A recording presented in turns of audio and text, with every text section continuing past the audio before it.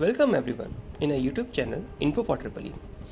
इस वीडियो में हम लोग देखेंगे कि साइंटिफिक कैलकुलेटर में कांस्टेंट का यूज़ कैसे करते हैं। फॉर एग्जांपल आपको स्पीड ऑफ लाइट की वैल्यू चाहिए तो आप कैसे ढूंढेंगे, इलेक्ट्रॉन मास की वैल्यू चाहिए तो कैसे ढूंढेंगे। तो मैं आपको शॉर्ट ट्रिक बताऊंगा कि इस कैलकुलेटर में वो सारी वैल्यू स्टोर्ड हैं ऑलरेडी, आप कैसे यूज़ कर सकते हैं। फॉर एग्जाम्पल आप कैलकुलेशन कर रहे हैं 5 into 6 into, now you need to multiply the speed of light. तो अगर आप यहाँ ध्यान से देखें तो यहाँ पे कांस्टेंट का बटन दिया है। इस कांस्टेंट के बटन में हमारे पास बहुत सारी वैल्यूज स्टोर्ड है। ये आप टेबल जो देख रहे हैं ये सारी वैल्यूज इसमें स्टोर है। अगर आप इसमें ध्यान से देखें तो स्पीड ऑफ लाइट कहाँ पे दिया है, 28 नंबर पे दिया है। तो वी विल प्रेस कांस्टेंट।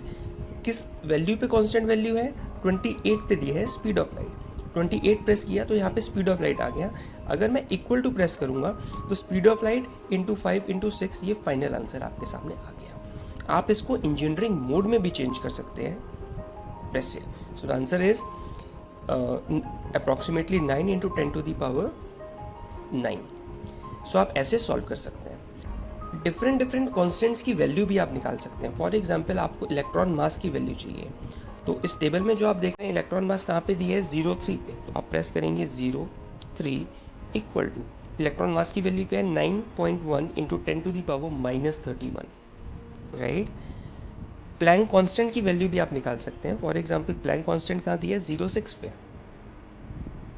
तो प्लैंक कांस्टेंट सिंबल क्या होता है, small h। Answer is 6.6 into 10 to the power -34।